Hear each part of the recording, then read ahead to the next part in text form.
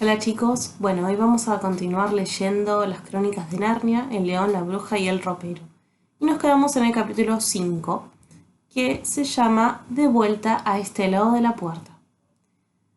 Dice así: como el juego del escondite seguía en marcha, Edmund y Lucy tardaron un poco en localizar a los demás, pero cuando por fin estuvieron todos juntos, lo que sucedió en la habitación grande donde estaba la armadura, Lucy exclamó: Peter, Susan, es todo verdad. Edmund también lo ha visto. Hay un mundo al que se puede llegar a través del armario. Edmund y yo entramos. Nos encontramos allí en el bosque. Anda, Edmund, cuéntaselo todo. ¿Qué es todo esto, Ed? Inquirió Peter. Y ahora llegamos a uno de los puntos más desagradables de esta historia. Hasta aquel momento, Edmund se había sentido mareado, malhumorado y molesto con Lucy por haber estado en lo cierto, pero todavía no había decidido qué hacer.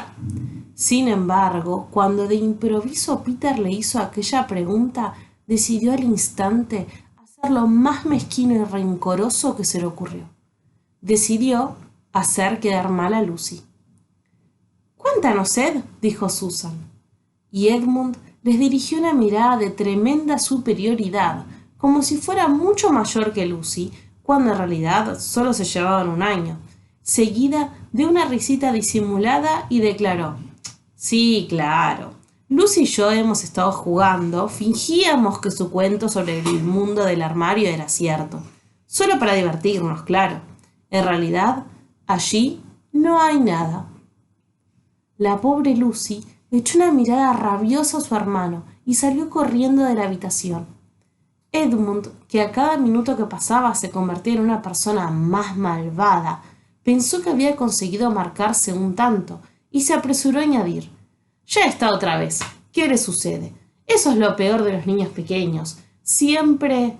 Oye, le interrumpió Peter, volviéndose contra él con ferocidad. Cállate. Te has comportado de un modo atroz con Lou desde que ella empezó esa tontería del armario, y ahora te dedicas a tomarle el pelo y hacer que vuelva a sacar a relucir el tema. Creo que lo has hecho simplemente para mortificarla. Eso son tonterías, repuso Edmund, estupefacto. Claro que son tonterías, dijo Peter. Esa es la cuestión. Lou estaba perfectamente bien cuando nos fuimos de casa, pero desde que llegamos aquí parece que a su cabeza le ha estado pasando algo o que se está convirtiendo en una mentirosa empedernida. Pero sea lo que sea, ¿qué bien crees que le hará si te dedicas a fastidiarla y a burlarte de ella un día y a animarla al siguiente? Yo pensaba, empezó Edmund, pero no se le ocurrió nada que decir. No pensabas nada, replicó Peter. Es simple ojeriza. Siempre te ha gustado aprovecharte de todos los que son menores que tú. En la escuela haces lo mismo. Vamos, déjalo, intervino Susan. Que os peleéis vosotros dos no mejorará las cosas. Vayamos a buscar a Lucy. A nadie le sorprendió que cuando encontraron a la niña, bastante más tarde, ésta mostrara huellas de haber estado llorando. Lo que le dijeron no sirvió de nada, porque ella se mantuvo firme en su historia. No me importa lo que pensáis, y no me importa lo que digáis. Podéis decírselo al profesor, o escribirle a mamá, o hacer lo que os parezca. Sé que he conocido a un fauno allí, y ojalá me hubiera quedado en ese lugar. Todos vosotros sois unos brutos, unos brutos. Fue una tarde muy desagradable. Lucy se sentía desdichada, y Edmund empezaba a darse cuenta de que su plan no funcionaba tan bien como había esperado. Los dos mayores empezaron a pensar en serio que Lucy había perdido el juicio, y se quedaron en el pasillo conversando en susurros y hasta mucho después de que ella se hubiera ido a dormir. El resultado fue que a la mañana siguiente decidieron que irían a contarle todo aquello al profesor. Escribiré a papá si cree que a Lucy le pasa algo importante, dijo Peter. Esto se nos escapa de las manos. De modo que fueron a llamar a la puerta del estudio y el profesor dijo: adelante. Se levantó y les ofreció unas sillas y les indicó que se hallaba a su disposición. Luego se sentó a escucharlos juntando las puntas de los dedos y sin interrumpir ni una vez, hasta que finalizaron todo el relato. Tras ello, permaneció sin hablar durante un buen rato. Luego carraspeó y dijo lo último que ellos habrían esperado oír. ¿Cómo sabéis que la historia de vuestra hermana no es cierta? Bueno, pues empezó Susan y a continuación se detuvo. Cualquiera podía ver por la expresión del rostro del anciano que éste hablaba totalmente en serio, de modo que Susan se serenó y siguió. Pero Edmund dijo que solo estaban jugando. Esa es la cuestión, declaró el profesor, que desde luego hay que tener en cuenta, muy en cuenta. Por ejemplo, si me permitís que os lo pregunte, ¿os lleva vuestra experiencia a considerar a vuestro hermano o a vuestra hermana como el más digno de crédito? Quiero decir, ¿cuál es más veraz? Eso es lo curioso al respecto, señor, dijo Peter. Hasta ahora yo habría dicho siempre que era Lucy. ¿Y qué piensas tú, chiquilla? Inquirió el profesor, volviéndose hacia Susan. Bueno, respondió ésta, en general yo diría lo mismo que Peter, pero lo que dice no puede ser cierto. Todo eso del bosque y el fauno. Eso es más de lo que yo sé, indicó el profesor.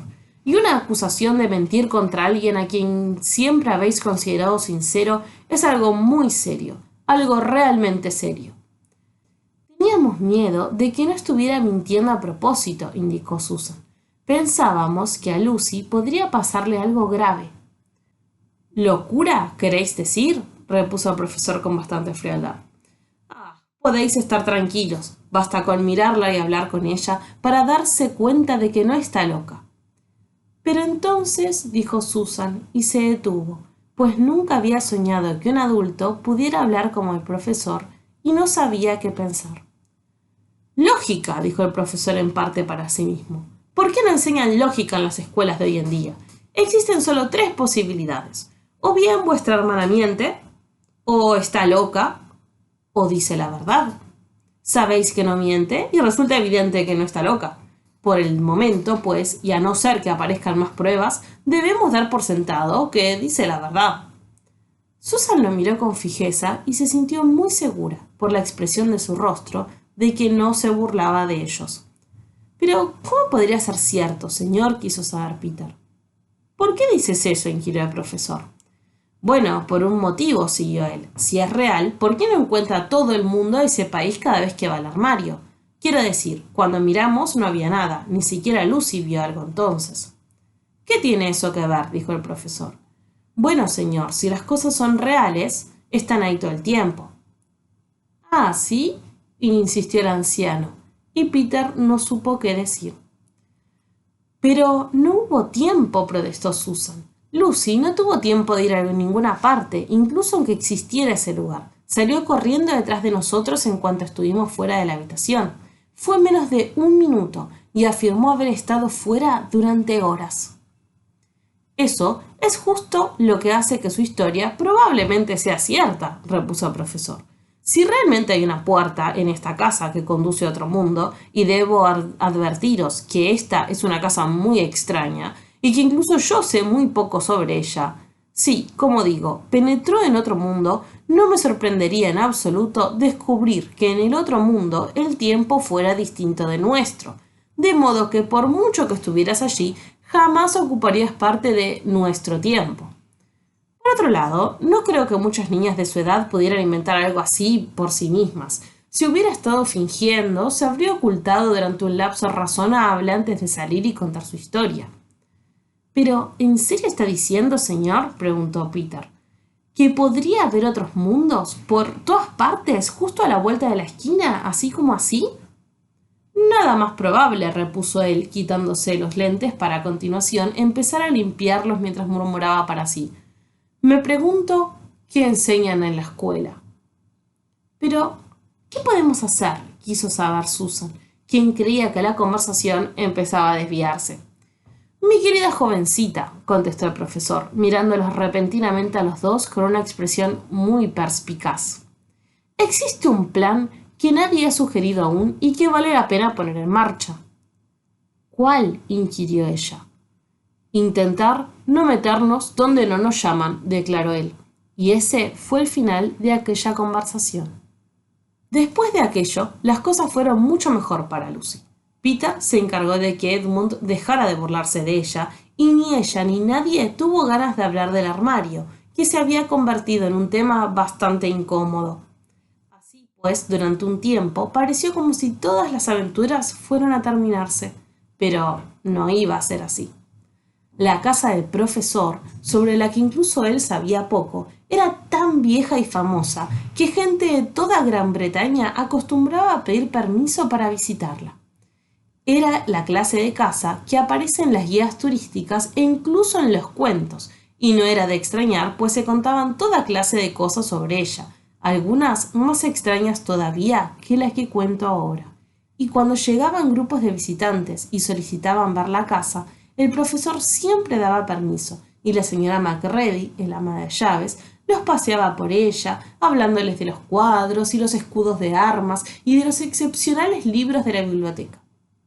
A la señora Macready no le gustaban los niños y no le gustaba que le interrumpieran cuando contaba a las visitas las cosas que sabía. Por ese motivo, casi desde el primer día, había dicho a Susan y a Peter, junto con muchas otras instrucciones: «Por favor, recordad que debéis manteneros apartados siempre que acompañe un grupo a visitar la casa». Como si alguno de nosotros deseara desperdiciar la mitad de la mañana arrastrándose por ahí con una multitud de adultos desconocidos, había comentado Edmund entonces, y los otros tres pensaban lo mismo. Así fue como las aventuras volvieron a iniciarse por tercera vez. Unas cuantas mañanas más tarde, mientras Peter y Edmund contemplaban la armadura y se preguntaban si podrían desmontarla, las dos niñas entraron corriendo en la habitación y anunciaron: «¡Cuidado! Aquí viene Macready y con un grupo enorme». «Hay que desaparecer», dijo Peter. Así que los cuatro se marcharon por la puerta situada en el otro extremo de la habitación. Pero cuando se dieron a la habitación verde y desde allí a la biblioteca, oyeron repentinamente voces por delante de ellos y comprendieron que la señora Macready debía de estar conduciendo el grupo de visitantes por la escalera trasera y no por la escalera principal, como ellos habían supuesto. Después de eso, tanto porque perdieron la cabeza o porque la señora Macready intentaba atraparlos o porque alguna magia de la casa había despertado y los empujaba hacia Narnia, lo cierto fue que apareció como si el grupo lo fuera siguiendo a todas partes, hasta que por fin Susan dijo: «¡Qué lata estos turistas! Bueno, vamos a la habitación del armario hasta que hayan pasado. Nadie nos seguirá hasta allí». Sin embargo, nada más entrar, oyeron voces en el pasillo y luego alguien que hurgaba en la puerta.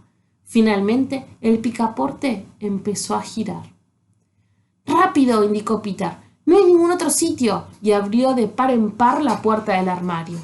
Los cuatro se introdujeron apresuradamente en su interior y se sentaron allí, jadeantes en la oscuridad.